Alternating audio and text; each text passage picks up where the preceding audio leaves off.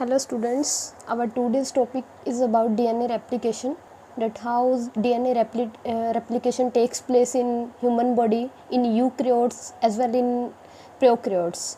So first of all we should have knowledge about the DNA replication, what is DNA and what is DNA replication. DNA replication क्या है? किसी भी prokaryotes हैं चाहे eukaryotes हैं, उनका जेनेटिक मटेरियल उसकी डबलिंग होना, उसे हम क्या बोलते हैं? डीएनए रेप्लिकेशन बोलते हैं. DNA replication is much needed because when the cell have to divide into two for passing out in the next generation, then there is need of the DNA replication. क्योंकि जब तक DNA replicate नहीं होगा तब तक उसका amount double नहीं होगा और नेक्स्ट जनरेशन में जो भी करैक्टर्स हैं वो पास आउट नहीं हो पाएंगे, इसीलिए DNA रेप्लिकेशन रिक्वायर्ड है. तो DNA क्या है? बेसिस ऑफ इनहेरिटेंस है. इनहेरिटेंस मीनिंग जितने भी जो करैक्टर्स हैं वो नेक्स्ट जनरेशन में पास आउट हो रहे हैं, this is due to the DNA replication. Fundamental process occurring in all cells for copying DNA to transfer the genetic information to the daughter cell. Already I have told you कि हमने कोई भी जो informations हैं, हमारे जितना भी genetic material है उसे डॉटर सेल्स में या नई जनरेशन में अगर पास आउट करवाना है तो उसके लिए कौन रिस्पॉन्सिबल है? DNA replication. Each cell must replicate its DNA before division. तो डिवीज़न से पहले डीएनए का रेप्लिकेट होना बहुत ज़्यादा ज़रूरी है. Next is DNA replication. DNA replication is semi conservative. Semi conservative का मीनिंग क्या होता है कि जो भी नया डीएनए बनेगा it is not completely new and it is not completely like their parents. 50-50% होगा. नया जो भी डीएनए बनेगा उसका 50% जो पार्ट है वो पेरेंटल होगा और 50% है वो नया डीएनए बनेगा. After that base pairing allows each strand to serve as a template for a new strand. तो हर एक जो भी हमारे पास पुराने पेरेंटल स्ट्रैंड है दोनों के दोनों टेम्पलेट स्ट्रैंड के तरीके से बिहेव करेंगे और इन दोनों स्ट्रैंड के ऊपर नया डीएनए का स्ट्रैंड बनेगा. मीनिंग हमारे जो भी दोनों पेरेंटल स्ट्रैंड हैं उनके ऊपर दोनों के दोनों स्ट्रैंड के ऊपर एक नया नया स्ट्रैंड बनेगा और इन पुराने पेरेंटल स्ट्रैंड्स को हम टेम्पलेट स्ट्रैंड बोल देते हैं. New duplex is half parental and half new DNA. तो जैसे मैंने आपको बता दिया कि जो भी हमारे पास नया डीएनए बन के आएगा उसमें हाफ पोर्शन क्या होगा? पेरेंटल होगा और हाफ क्या होगा? नया डीएनए होगा.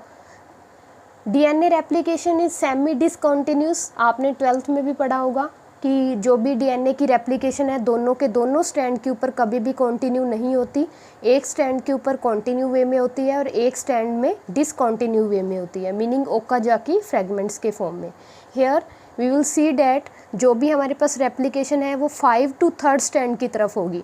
रेप्लिकेशन कभी भी है जो डीएनए की वो 3rd से 5 स्ट्रैंड की तरफ नहीं हो सकती. पिछले लेक्चर में आपको मैंने anti parallel form of DNA बताई थी कि जो दोनों के दोनों डीएनए के स्ट्रैंड्स हैं वो एक दूसरे से क्या होते हैं? एंटी पैरेलल होते हैं. एक 5 to 3 डायरेक्शन में होगा और एक 3 to 5 डायरेक्शन में. तो इसके ऊपर जो भी डीएनए के नए पार्ट्स बनेंगे ये भी एक दूसरे के क्या बनेंगे? अपोजिट बनेंगे. क्योंकि नए डीएनए की जो फॉर्मेशन है ओनली 5 to 3 डायरेक्शन में हो सकती है, हमें ये याद रखना है. क्योंकि हमारे पास जो भी नए डीऑक्सी न्यूक्लियोटाइड्स बेस पेयर्स आते हैं वो कभी भी 5th एंड के ऊपर नहीं जुड़ते. उनको 3 हाइड्रोक्सिल एंड फ्री चाहिए होता है कॉम्बिनेशन के लिए. तो वो ओनली आपको कौन सी डायरेक्शन में मिलेगा? 5 to 3 डायरेक्शन में. इसीलिए हमारे पास जो भी डीएनए है वो 5 to 3 डायरेक्शन में बनेगा, चाहे वो हमारे पास कॉन्टिन्यूस वाले स्ट्रैंड में हो चाहे वो हमारे डिसकॉन्टिन्यूस वाले स्ट्रैंड में हो. कॉन्टिन्यूस स्ट्रैंड को हम लीडिंग स्ट्रैंड बोलते हैं और जिस स्ट्रैंड के ऊपर जो डीएनए नया डीएनए है वो डिसकॉन्टिन्यू मैनर में बनता है उसे हम क्या बोलते हैं? लैगिंग स्ट्रैंड बोलते हैं. तो लैगिंग स्ट्रैंड के ऊपर हमारे पास जो डीएनए बनता है वो फ्रेगमेंट्स की फॉर्म में बनता है और उन फ्रेगमेंट्स को हम क्या बोलते हैं? ओकाजाकी फ्रेगमेंट्स बोलते हैं. ये जो ओकाजाकी फ्रेगमेंट्स हैं ये बाद में कंबाइन हो जाएंगे after that due to the activity of some enzyme like ligases. इनके बारे में हम स्टेप बाय स्टेप पढ़ेंगे. सबसे पहले डीएनए रेप्लिकेशन के लिए जो एनर्जी है वो कहाँ से मिलती है? तो हमारे पास जो भी बेस पेयर्स आते हैं उनमें ट्रिपल फॉस्फेट प्रेजेंट होता है और उनके सभी जो फॉस्फेट है एक दूसरे के साथ बॉन्डेड होते हैं. तो जब जैसे ही वो डीएनए डीऑक्सी राइबोन्यूक्लियोटाइड्स हैं वो कंबाइन होंगे दूसरे बेस पेयर्स के साथ, तो ये जो फॉस्फेट है यहाँ से क्या हो जाएगा, रिलीज़ हो जाएगा। और जैसे ही ये रिलीज़ होगा तो यहाँ पे आपको काफ़ी अमाउंट में एनर्जी रिलीज़ होगी, और वही जो एनर्जी है वो डीएनए रेप्लिकेशन में हेल्पफुल होगी। DNA basis arrive with their own energy sources for the bonding. Already जैसे आपको बता दिया कि जो भी डीएनए के बेस पेयर आएंगे उनके पास खुद की एनर्जी होगी। जैसे कि लास्ट लेक्चर में हमने पढ़ा था कि जो भी बेस पेयर्स होते हैं वो ट्राईफॉस्फेट होते हैं, लेकिन जैसे ही वो डीएनए के साथ अटैच होते हैं तो वो मोनोफॉस्फेट रह जाते हैं, क्योंकि उनके जो 2 फॉस्फेट ग्रुप हैं वो रिलीज़ हो जाएंगे और साथ में क्या रिलीज़ करेंगे, एटीपी को रिलीज़ करेंगे। अब जो भी डीएनए की रेप्लिकेशन हो रही है उसमें जो सबसे ज़्यादा पार्टिसिपेट करता है, कौन सा एंजाइम पार्टिसिपेट करता है, डीएनए पॉलीमरेज 3 एंजाइम। हमारे पास डीएनए पॉलीमरेज 3 जो एंजाइम हैं वो 3 टाइप के हैं, DNA polymerase 1, DNA polymerase 2 and DNA polymerase 3। लेकिन the main role who participate in the replication is the DNA polymerase. DNA polymerase 3 polymerizes the base pairs, but the DNA polymerase 1 and DNA polymerase 2 have a very vital role, but they play their role differently. We will discuss later. After that, DNA replication में जो सबसे important part है कि DNA जो replication है वो start कैसे होती है, there is a need of the primer नहीं होगा, शुरुआत करने वाला नहीं होगा डीएनए की रेप्लिकेशन की, तो डीएनए कभी भी रेप्लिकेट नहीं हो पाएगा। प्राइमर क्या होता है, एक आरएनए प्राइमर है जिसमें कुछ nucleotide oxy ribonucleotides base pairs होते हैं जो कि डीएनए के जहाँ से रेप्लिकेशन स्टार्ट होनी है वहाँ पे जाके क्या हो जाएंगे, अटैच हो जाएंगे। अगर हमारे पास लीडिंग स्ट्रैंड है तो लीडिंग स्ट्रैंड में हमारे पास एक ही आरएनए प्राइमर होगा जो कि 5th एंड के ऊपर कनेक्टेड हो जाएगा, और 5th से 3rd एंड की तरफ जो डीएनए है वो जो बेस पेयर्स हैं, न्यूक्लियोटाइड बेस पेयर हैं, वो साथ में उसके अटैच होते जाएंगे। लेकिन अगर हम बात करें लैगिंग स्ट्रैंड की, हमें पता है कि लैगिंग स्ट्रैंड में जो डीएनए बनता है वो डिसकंटिन्यू वे में बनता है, फ्रेगमेंट्स की फॉर्म में बनता है, तो वहाँ पे जो आरएनए प्राइमर्स हैं वो मल्टीपल होंगे। That I have already told you, strands only grow in the 5 to 3 direction because the new nucleotide base pair only combine at the 3rd end which have the free hydroxyl group. So after that primer क्या है, primer RNA primer है, synthesize by the primase enzyme है वो RNA primer को बनाता है, serves as a starter sequence for DNA polymerase 3rd। DNA polymerase जो 3rd है वो तब तक पॉलीमराइजेशन नहीं कर सकता जब तक कि उसको आरएनए प्राइमर ना मिले। मीनिंग क्या है, डीएनए पॉलीमरेज 3rd का काम क्या है, जितने भी हमारे पास न्यूक्लियोटाइड बेस पेयर्स आ रहे हैं जिन्होंने नए स्ट्रैंड के ऊपर कंबाइन होना है, चाहे वो एडेनिन को होना है, ग्वाइनिन, साइटोसिन या थाइमिन, बट उनको कंबाइन होने के लिए सबसे पहले आरएनए प्राइमर के 3rd हाइड्रोक्सिल ग्रुप की रिक्वायरमेंट है, क्योंकि 5th एंड पे 3rd हाइड्रोक्सिल ग्रुप तो मिलेगा नहीं डीएनए के ऊपर, तो सबसे पहले वहाँ पे क्या कंबाइन होगा, आरएनए प्राइमर कंबाइन होगा, जिसका जो 3rd हाइड्रोक्सिल ग्रुप है वो क्या होगा, फ्री होगा, और उसके ऊपर जो नए बेस पेयर हैं वो उसके साथ कंबाइन होते जाएंगे। अब जैसे इसमें लिखा हुआ है कि लीडिंग स्ट्रैंड के लिए हमें एक ही आरएनए प्राइमर की रिक्वायरमेंट होती है, लेकिन आरएनए प्राइमर में लैगिंग जो हमारे पास स्ट्रैंड होगा उस पर कितने आरएनए प्राइमर की रिक्वायरमेंट है वो ओकाजाकी फ्रेगमेंट्स के नंबर पे डिपेंड करेगा। RNA primers has a 3 hydroxyl group, जैसा कि मैंने आपको बता दिया कि आरएनए प्राइमर का जो 3rd हाइड्रोक्सिल ग्रुप होता है वो क्या होता है, फ्री होता है। आरएनए रेप्लिकेशन स्टेप क्या है आरएनए रेप्लिकेशन के, सबसे पहले एक साइट को रिकॉग्नाइज किया जाता है, उस साइट को जहाँ पे रेप्लिकेशन की स्टार्टिंग होनी है, identification of the origin of replication, कि जहाँ पे रेप्लिकेशन की शुरुआत होनी है उन साइट को ढूंढा जाता है। उन साइट्स को हम क्या बोलते हैं, ओरिजिन ऑफ रेप्लिकेशन, या हम उनको इन शॉर्ट ओरी साइट्स भी बोल देते हैं। सेकंड स्टेप क्या होता है, जो भी हमारा डबल स्ट्रैंडेड डीएनए है उसको डीनेचर किया जाता है। डीनेचुरेशन मीनिंग क्या होता है, अनवाइंडिंग करना, क्योंकि हमारे पास जो डीएनए होता है वो वाइंड फॉर्म में होता है।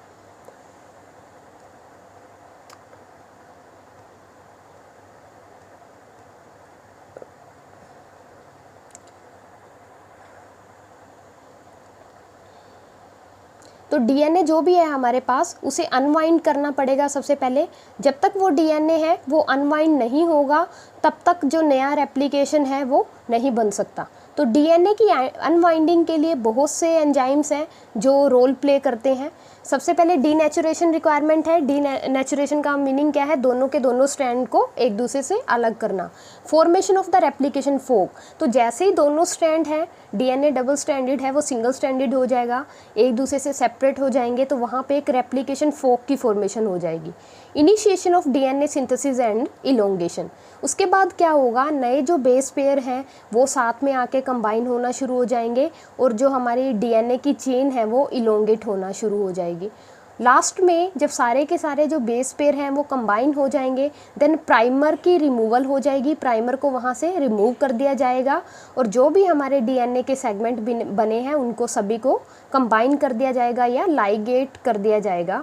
Reconstitution of the chromatin structure, अब जो हमारे पास जो double standard DNA single standard में कन्वर्ट हुआ था, तो अब ये फिर से डबल स्टैंडर्ड बन जाएगा और जो क्रोमोसोम है कंप्लीट हमारे पास क्रोमोसोम का स्ट्रक्चर बन जाएगा। कंपोनेंट्स क्या क्या है, मींस रेप्लिकेशन को परफॉर्म करवाने के लिए हमें क्या क्या कंपोनेंट्स की रिक्वायरमेंट है। सबसे पहले आता है डीएनए पॉलीमरेजेस। सबसे पहले आपको बता दिया कि डीएनए पॉलीमरेजेस जो 3 तरीके के हैं वो पार्टिसिपेट करते हैं इसमें, तो हमें डीएनए पॉलीमरेजेस की रिक्वायरमेंट है इसमें। आफ्टर डैट हेलिकेज एंजाइम की रिक्वायरमेंट है। हेलिकेज एंजाइम क्या करता है, अनवाइंडिंग करता है डीएनए की। टोपोआइसोमेरेज क्या करेगा, जो भी डीएनए के डबल स्ट्रैंड हैं उनमें कट लगाएगा और कट लगाने के बाद उसमें जो भी स्ट्रेन प्रोड्यूस है डीएनए में वो क्या हो जाएगी, रिलीव हो जाएगी। क्योंकि जो भी हमारे हेलिकल स्ट्रक्चर होने के कारण जो भी डीएनए का स्ट्रैंड है वो कभी भी स्ट्रेट नहीं होता, तो उसको स्ट्रेट करने के लिए टोपोआइसोमेरेज क्या करता है, उसे कट करता है कुछ साइड्स के ऊपर, और जैसे ही वो स्ट्रेट हो जाएंगे डीएनए उसके बाद उनको वापसी क्या कर देगा, लाइगेज कर देगा। आरएनए प्राइमेज चाहिए हमें इनिशिएट करने के लिए, क्योंकि आरएनए प्राइमेज क्या करेंगे, जहाँ पे भी डीएनए बनना शुरू होगा नया स्ट्रैंड, तो वहाँ पे आरएनए प्राइमेज जुड़ जाएंगे। अब एक चीज़ और जो बहुत ज़्यादा रिक्वायर्ड है वो है single strand binding proteins, because when the double stranded DNA converts into single stranded DNA due to the action of the helicase enzyme and the topoisomerase enzyme, then to prevent their binding back, meaning वो वापसी से एक दूसरे के साथ ligate ना हो जाएं, जो सिंगल स्टैंडर्ड है वो दोबारा से डबल स्टैंडर्ड ना बन जाए, तो वहाँ पे क्या होते हैं, कुछ सिंगल स्ट्रैंड जो बाइंडिंग प्रोटीन्स है वो आके न्यूक्लियोटाइड बेस पेयर के साथ कंबाइन हो जाते हैं, और जैसे वो कंबाइन होंगे वो डीएनए के स्ट्रैंड को आपसी दोबारा से लाइगेट नहीं होने देगा। डीएनए लाइगेज क्या करेगा, जो भी हमारे ओकाजाकी फ्रेगमेंट्स बने हैं या जो भी फ्रेगमेंट्स हैं उनको कंबाइन करने का काम करेगा। After that origin of replication, replication की शुरुआत किस पोर्शन से होगी। प्रोकैरियोट्स की बात करें तो मैंने आपको बताया था कि हर एक जो भी डीएनए है उसमें कुछ ओरिजिन साइट्स होती हैं जहाँ पे रेप्लिकेशन होनी स्टार्ट होती है, उन्हें हम क्या बोलते हैं, ओरिजिन ऑफ रेप्लिकेशन बोलते हैं। ओरिजिन ऑफ रेप्लिकेशन पे में स्पेशल सीक्वेंसेस होती हैं, वहाँ पे क्या होते हैं, जो भी double standard DNA binding proteins हैं वो इकट्ठे होना शुरू हो जाते हैं, तो ये एक इंडिकेशन होता है कि यहाँ पे जो रेप्लिकेशन है उसकी स्टार्टिंग हो सकती है। लेकिन एसर्चिया कोलाई की अगर हम बात करें, एसर्चिया कोलाई इज़ अ बैक्टीरिया, उसमें जो भी ओरिजिन ऑफ साइट है वहाँ पे किस तरीके के जो प्रोटीन है बाइंड होते हैं उन्हें हम क्या बोलते हैं, प्रोटीन डीएनए ए बोलते हैं। तो वहाँ पे जो एक कॉम्प्लेक्स बन जाता है 150 to 250 बेस पेयर का, near about DNA base pair का एक कॉम्प्लेक्स बन जाता है। काफ़ी सारे वहाँ पे आपको क्या मिलेंगे, डीएनए बाइंडिंग प्रोटीन्स मिल जाएंगे, जिससे कि उस साइट पे जो अनबाइंडिंग है, डीनेचुरेशन होना है डीएनए की शुरू हो जाएगी। तो डीएनए की जिस साइट पे रेप्लिकेशन होना शुरू होनी है वहाँ पे आपको काफ़ी सारे बाइंडिंग प्रोटीन्स मिलना शुरू हो जाएंगे, काफ़ी सारे आपको नए बेस पेयर्स वहाँ पे मिलना शुरू हो जाएंगे, तो वहाँ ताकि वहाँ पे जो डीएनए की अनवाइंडिंग है वो होना शुरू हो जाए। आफ्टर डैट फंक्शनली अगर हम यूकैरियोट्स की बात करें तो इन्होंने क्या बोला है कि यूकैरियोट्स में भी प्रोकैरियोट के तरीके से ही कुछ हमें साइट्स मिलती हैं, जिन्हें हम क्या बोलते हैं, ARS साइट्स बोलते हैं, ऑटोनोमसली रेप्लिकेटिंग सीक्वेंसेस बोलते हैं, जहाँ से रेप्लिकेशन की क्या होनी है, शुरुआत होनी है। और ARS साइट में क्या होते हैं, हमारे पास नियर अबाउट 11 जो बेस पेयर है वो मिलके क्या बनाते हैं, ARS साइट बनाते हैं। मीनिंग 11 बेस पेयर की एक ऐसी साइट होगी, स्पेसिफिक साइट होगी जहाँ से जो रेप्लिकेशन है वो स्टार्ट होनी है। और उस साइट को हम क्या बोलते हैं, यूकैरियोट्स के केस में ओरिजिन रेप्लिकेशन एलिमेंट बोल देते हैं। The ori sites bind with a set of proteins analogous to the DNA A proteins. तो जैसे कि ये सर्चिया कोलाई में हमारे पास डीएनए ए प्रोटीन प्रेजेंट थे, in the same way eukaryotes में भी ओरी साइट के साथ बाइंड होने के लिए कुछ प्रोटीन्स हैं वो मिलना शुरू हो जाएंगे, और उन सभी को हम क्या बोलते हैं, ओरिजिन रिकॉग्निशन कॉम्प्लेक्स बोलते हैं, जो कि उस ओरिजिन को रिकॉग्नाइज करते हैं कि कहाँ से रेप्लिकेशन शुरुआत होनी है। आफ्टर डैट अब जो ओरी साइट है वो आपको किसके एडजेसेंट मिलेगी, जो 80 बेस पेयर रिच आपको एक साइट है जिसमें कि एडेनिन और थाइमिन काफ़ी ज़्यादा अमाउंट में होंगे, तो उसके एडजेसेंट आपको ओरी साइट मिलेगी। Unwinding of DNA. Unwinding of DNA में जो 2 एंजाइम पार्टिसिपेट करते हैं, already I have discussed DNA helicase and the DNA topoisomerase. The interaction of protein with ori defines the start site of the replication. तो जैसे ही नए आने वाले जो सिंगल सेल्ड प्रोटीन है वो ओरी साइट के साथ जब इंटरेक्ट करना शुरू कर देंगे, तो इसका मीनिंग क्या है कि वहाँ पे रेप्लिकेशन की शुरुआत हो चुकी है, and provide a short region of single stranded DNA essential for initiation of synthesis of the nascent DNA strand. तो वहाँ पे आपको एक रीज़न मिलेगा सिंगल स्ट्रैंडेड डीएनए का, और डीएनए हेलिकेज क्या करेगा, सबसे पहले तो डीएनए की अनवाइंडिंग करेगा। Single stranded DNA binding protein stabilize the complex. तो जैसे ही डबल स्ट्रैंडेड जो डीएनए है वो सिंगल स्ट्रैंडेड में कन्वर्ट हो जाएगा, तो वहाँ पे कुछ डीएनए बाइंडिंग प्रोटीन्स आ जाएंगे जो कि वहाँ पे न्यूक्लियोटाइड बेस पेयर्स के साथ कंबाइन हो जाएंगे, ताकि जो डीएनए का स्ट्रक्चर है वो क्या है, स्टेबलाइज रहे।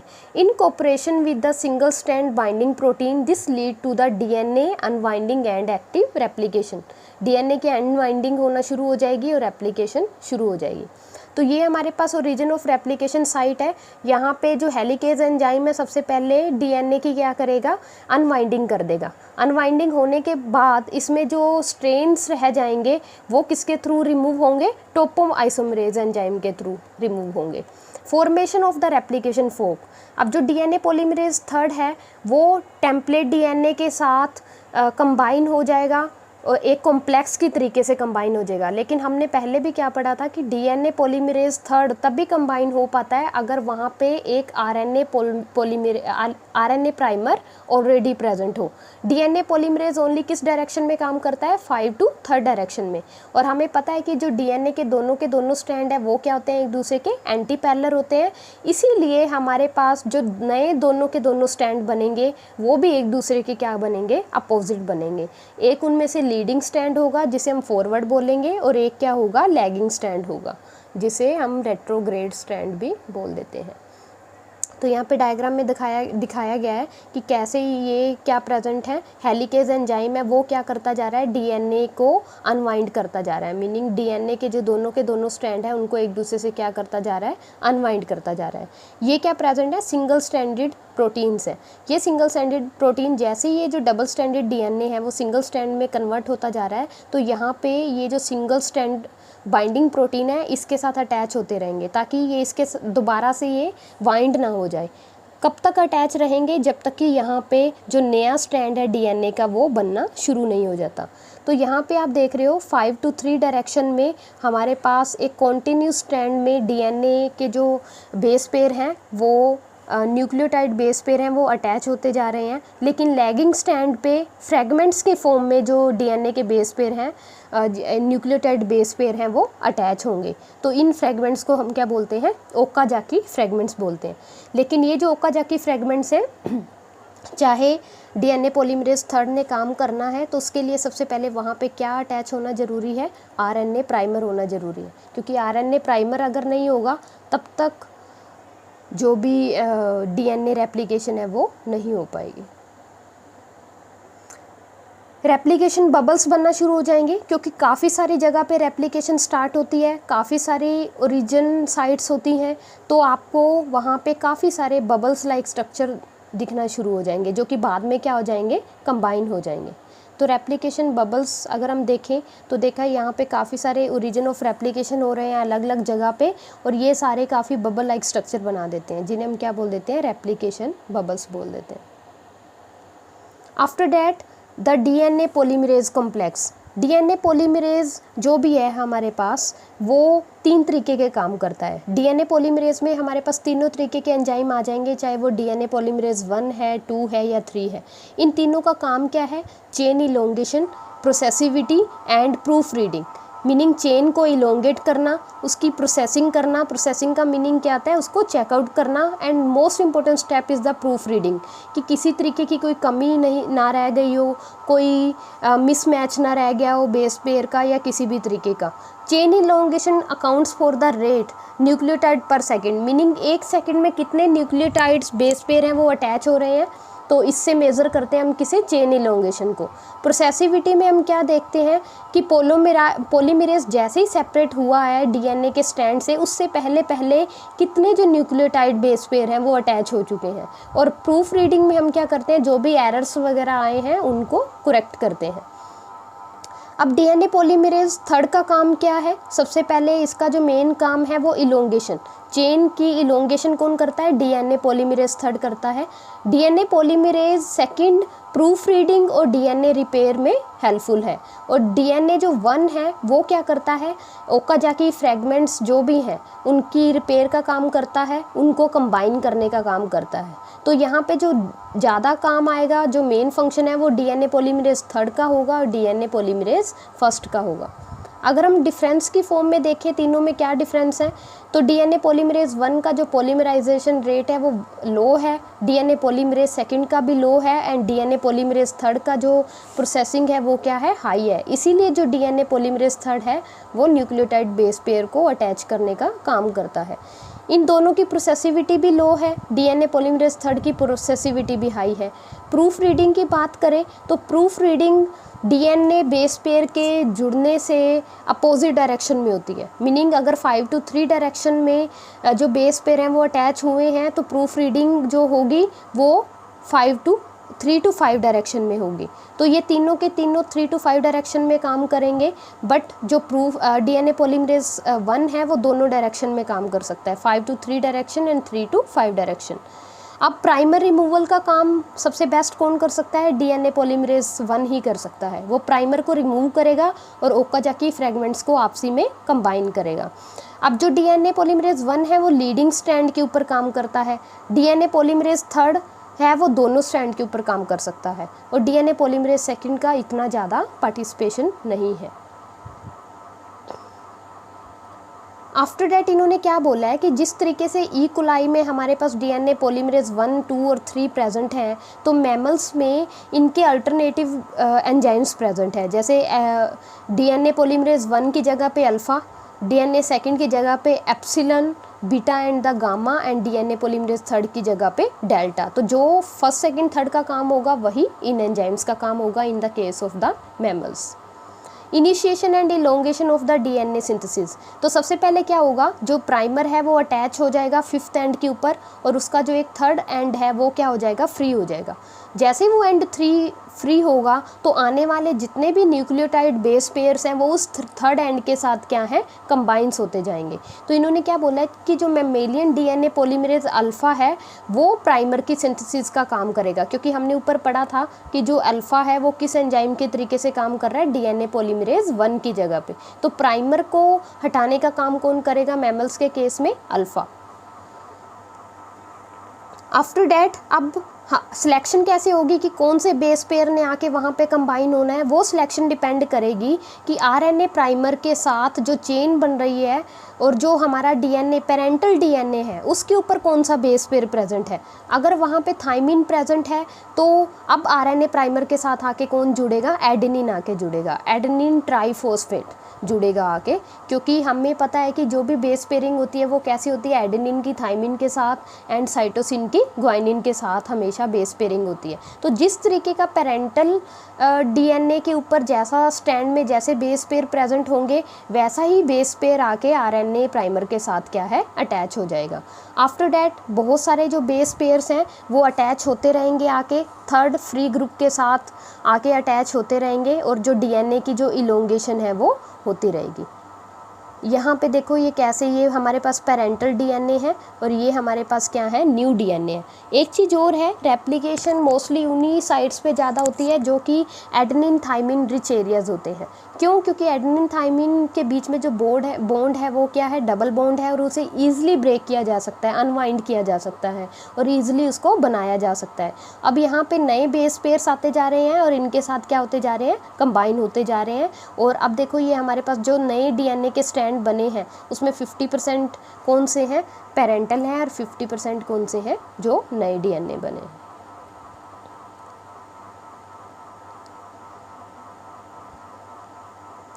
अब टोपोआइसोमेरेज के बारे में पहले भी बता दिया। टोपोआइसोमेरेज क्या करता है, स्ट्रेन को रिमूव करता है, कट लगाएगा डीएनए के ऊपर, जैसे ही वो डीएनए के दोनों स्ट्रैंड है स्ट्रेट हो जाएंगे, फिर से उनको क्या कर देगा, लाइगेट कर देगा। तो टोपोआइसोमेरेज हमारे पास दो एंजाइम है, टोपोआइसोमेरेज 1 एंड टोपोआइसोमेरेज 2, जिन्हें हम डीएनए गायरेज भी बोलते हैं। ये बैकबोन के ऊपर सिंगल कट लगाता है, लेकिन टोपोआइसोमेरेज जो 2 है वो 2 कट लगाता है।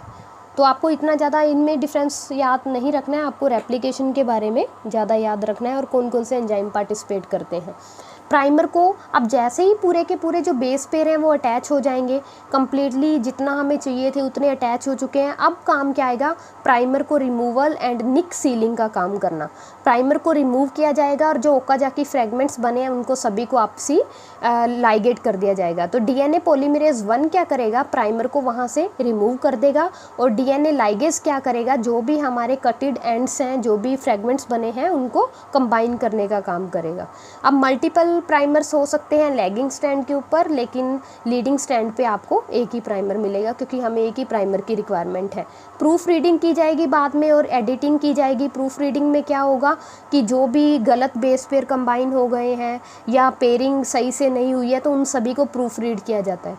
Proof reading near about 1000 basis की 1 सेकंड में प्रूफ रीडिंग हो सकती है। तो डीएनए पॉलीमरेज क्या करेगा, प्रूफ रीड करेगा, जो मिसमैच हैं बेसिस उनको क्या करेगा, रिपेयर करेगा, जो एबनॉर्मल बेसिस है उनको क्या करेगा, रिमूव करेगा। और इस तरीके से प्रूफ रीडिंग की जाती है। टर्मिनेशन की जाएगी रेप्लिकेशन की। टर्मिनेशन जो रेप्लिकेशन की है वो प्रोकैरियोट्स और यूकैरियोट्स में एक दूसरे से क्या होगी, डिफरेंट होगी।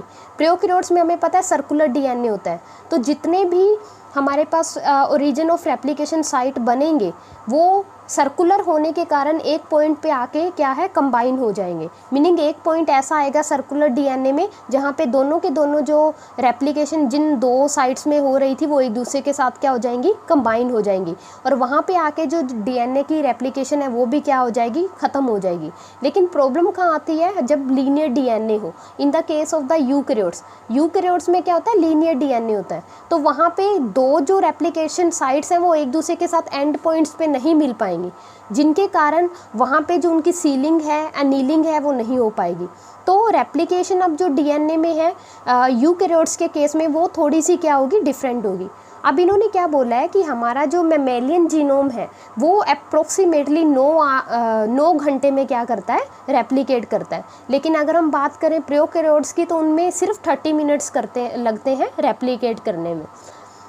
अब जो यूकैरियोटिक रेप्लिकेशन होगी उसकी एंडिंग कैसे होगी, वहाँ पे क्योंकि हमें पता है कि जो 5th एंड था उसके ऊपर क्या लगा हुआ था, आरएनए प्राइमर था। तो आरएनए प्राइमर जो भी है वो ओनली 5 to 3 डायरेक्शन में काम कर सकता है। तो अगर हम 5th एंड से आरएनए प्राइमर को हटा देंगे तो वहाँ पे हम न्यूक्लियोटाइड बेस पेयर को अटैच नहीं कर सकते। इसीलिए जैसे ही हम आरएनए प्राइमर को दोनों के दोनों स्टैंड के 5th एंड में से हटाएंगे तो वो स्पेस क्या रह जाएगा, खाली रह जाएगा, और उन स्पेस को हम क्या बोलते हैं, टीलोमियर्स बोलते हैं। टीलोमियर्स बहुत ज़्यादा ज़रूरी हैं। टीलोमियर्स क्या रहते हैं, फ्री एंड रहते हैं, और यहाँ पे कुछ जो न्यूक्लियोटाइड बेस पेयर्स हैं वो काफ़ी रिपीटेटिव यूनिट्स में प्रेजेंट होते हैं। टीलोमियर्स बहुत ज़्यादा रिक्वायर्ड हैं किसी भी डीएनए की सेफ्टी के लिए, क्योंकि ये क्या करेंगे, काफ़ी न्यूक्लियोटाइड जो बेस पेयर की सीक्वेंस है, जो रिपीटेटिव सीक्वेंस होगी, वो डीएनए के एंड्स को बचा के रखेगी। तो यूकैरियोट्स में जो टर्मिनेशन है रेप्लिकेशन की वो कहाँ पे ख़त्म होगी, जाके टीलोमियर्स, मीनिंग दोनों के दोनों डीएनए स्टैंड के एंड पॉइंट पे जाके। तो ये हमारे पास क्या है, टीलोमियर्स हैं, दोनों जो एक दूसरे के अपोजिट होंगे 5th एंड के ऊपर, इस स्टैंड के 5th एंड के ऊपर एंड इस स्टैंड के 5th एंड के ऊपर रिपीटिटिव यूनिट्स प्रेजेंट होंगी जिन्हें हम क्या बोलेंगे, टीलोमेरेज बोलेंगे।